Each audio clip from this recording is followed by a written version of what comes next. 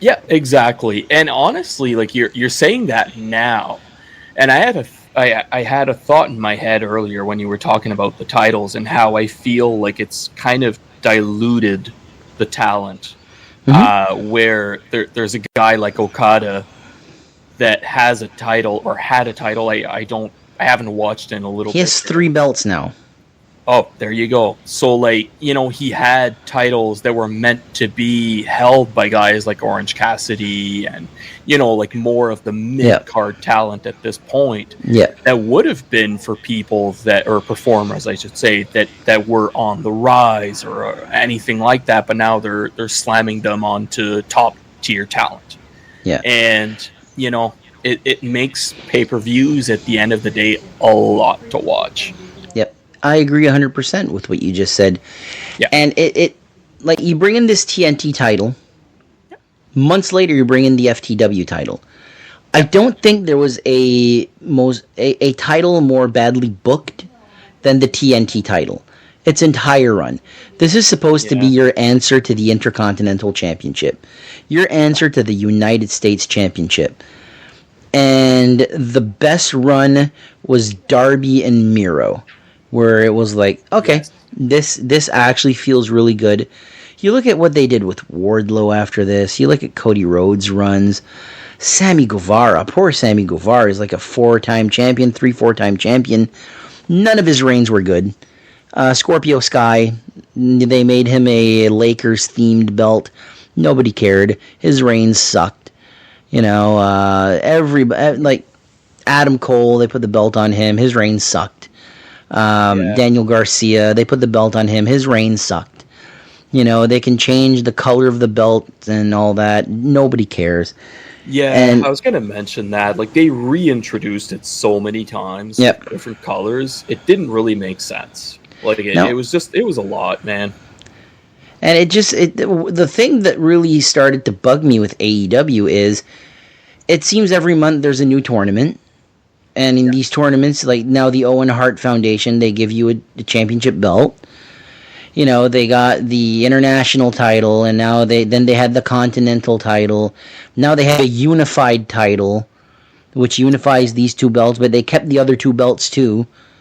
So there's so many belts. Yeah. And it just makes no sense. WWE is no better.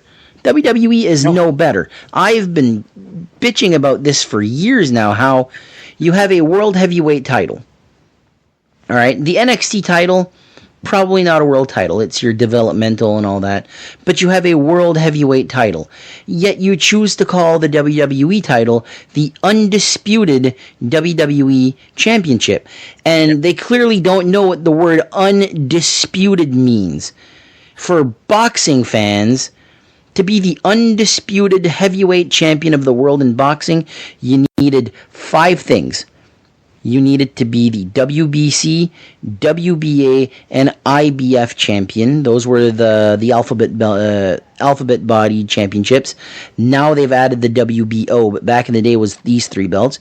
You needed to be recognized by Ring Magazine, and you needed to have a claim to the lineal title. So going way, way back to the first ever champion. And the reason they would say undisputed is because you had all the claims to the world titles.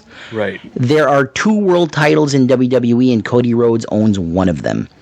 So there is a dispute. He's not undisputed. He's the WWE champion.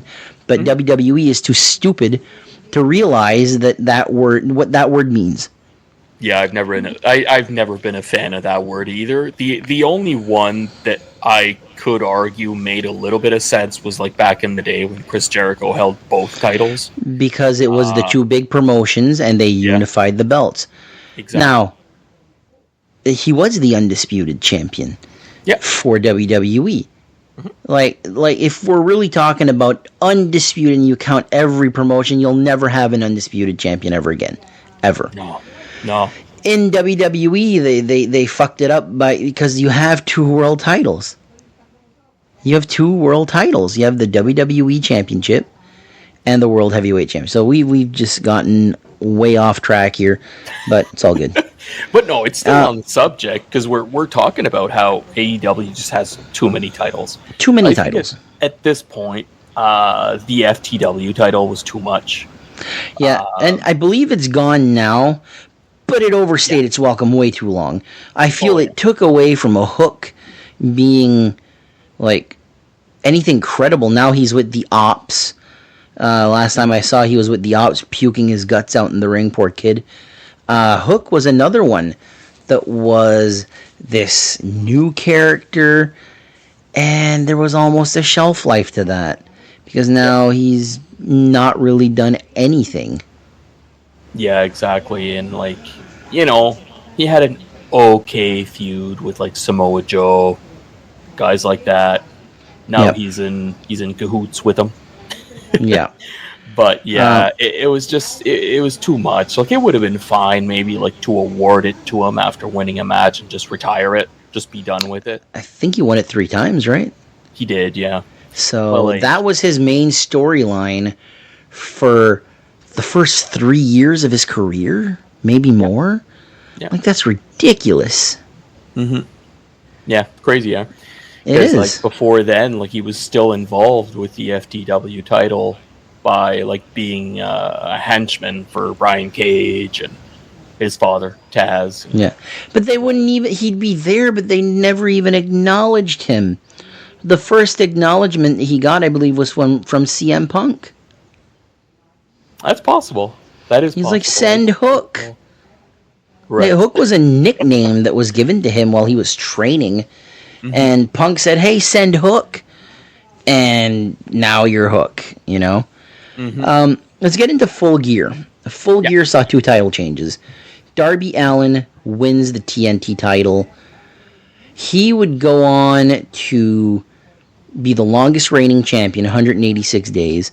That same night, the Young Bucks, they would win the AEW tag team titles, and they as well, unless things have changed since I've last checked, but the Young Bucks have the longest tag team title reigns at over 300 days.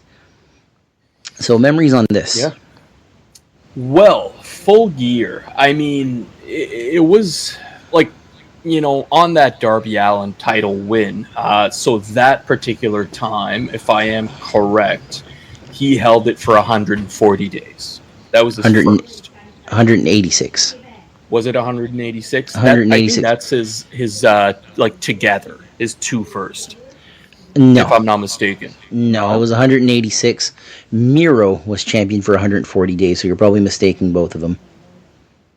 Oh, that's right. 186. Sorry, I was looking at the wrong number. I wanted to make sure we were right on that. But yes, that is correct. I'm the numbers guy. Come on. Yeah, I guess. But what's special about this is he won it against Cody Rhodes. Yep. Right?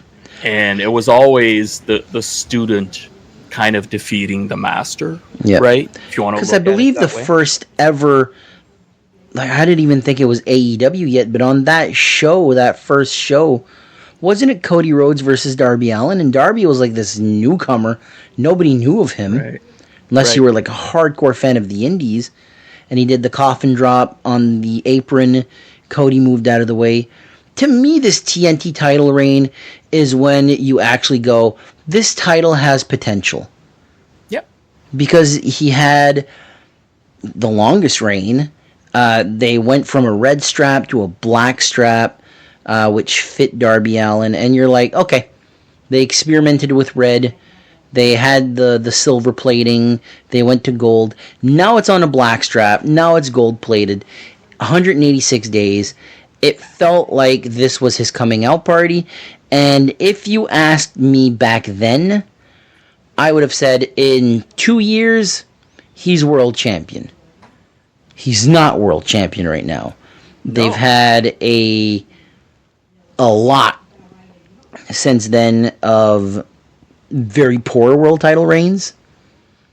But yeah, Darby as TNT champion was just something really, really good that year. Probably my favorite TNT title reign, to be honest.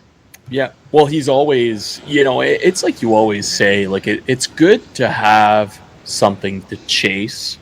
But while somebody had something to chase, Darby Allin had something to, I guess, survive. Defend. Right? He had to fend off the storm, basically. And, you know, being such a small-statured guy, it made that story credible. it made for a good story, right? So the thing with WWF and NWA did things differently. Yeah. So WWF had the heroic babyface champion that would vanquish the big monster. Your Hulk Hogan's, your Ultimate Warriors, your Macho Man Randy Savages. NWA would be the heel world champion with the babyface chasing the belt. And I think that that's the one that aged the best. Trust me, Ultimate Warrior is my all-time favorite. His world title reign is the most underrated title reign ever, in my opinion. You've heard me say that 1,000 times, and you'll hear me say it 1,000 more. But that type of booking, the superhero babyface, clearly doesn't work in a smart mark era. And the NWA way of doing things, of the heel champion with the babyface chasing, works very well. Here's the problem. The babyface eventually needs to win it, and you can't just take it away from him immediately. He can't be champion for a day and then you take the belt. And, well, he held it. Now it's back to chasing. He has to defend the belt. He has to have some time with the belt for storylines to make sense. Your crowds may drop because he finished his story. There needs to be a happy medium, though. You know what I mean? Yep. And I think he's one of those guys where you can actually get that happy medium. And, I think he said it himself. He was like, I'm glad I lost the title here. And someone said, why? He was like, well, I didn't want the title reign to get stale. Because you have to look at also the early 90s. A title reign would last anywhere between 8 to 9 months, like in the early 90s. Yeah. And then after that, it was like, okay, early to mid 90s, same thing. By the Attitude Era, everything's going so fast. 3 months is pretty long. 4 months is pretty long. That's like your ceiling there. Like you look at the year 2000. Triple H, 117 days. The Rock, 119 days. Kurt Angle, 126 days. Those are like the long reigns during the Attitude Era. Yeah. Why? Because it's going by so fast. You burn through everything. CM Punk as WWE champion was absolutely terrible. It was just no good. Because But here's the thing, why? You have so many guys that you can defend the title against. And if you're just trying to have a long reign, well, you're defending the title for 3 or 4 months against the same guy, whether it be Chris Jericho or Bryan Danielson, and you're just doing that match, and the first one's a singles match, and then it's probably a match on Raw where he gets a win by disqualification or something. Then it's a specialty match, and then they'll do another specialty match, and you burn that feud to the ground. So nowadays, it's like the happy medium again. Like 434 days for CM Punk was to get him to The Rock. Should have never held the belt that long. It was boring as fuck. Yeah, basically. And I mean, you look at it in a way where back in the Attitude Era, I think it didn't last too long and it was good because you had like a couple of guys that were constantly chasing each other. You had Stone Cold, The Rock. If Stone Cold was in the mix, you knew it was going to work. Yep. I hate giving credit to this guy. I really do. I think he's the lousiest human being on earth. Vince McMahon is the greatest heel that ever lived. Plain and simple. Especially at that time, yeah. Especially at that time. I saw a clip on, I think it was WWE Uncensored or Unreleased or Unreal, whatever it's called. And The Rock said that his game over, or his final boss, Rock, is the greatest heel of all time. Get your head out of your ass. No. You are not the greatest heel ever. Vince McMahon is. Simple as that. Yeah. Dude, he was slamming slurs on TV. Come on now. Mm-hmm. Yep. You can't. We won't repeat them. You're Vince McMahon. No, I won't. Let's move on to Winter is Coming, because the second annual Dynamite Diamond Ring Battle Royal took place, and the winner was once again who, Mark? Starts with an M, then it's a J, and then an F, if I'm not mistaken. No clue who that is. No? No. I thought it was Maxwell Jacob Friedman. Exactly. Okay. Thoughts on this gimmick and the most recent podcast that we recorded, we talked about trophies in wrestling and do they have their place in wrestling? And I said, of course they do. A diamond ring. Like, anything that you can win, I think has a place in wrestling. And for a battle royal, this makes sense. But to have MJF win it every single year, eventually he's going to have to lose it. I'll be honest, I don't know if there was any in recent years. I haven't really followed it that close.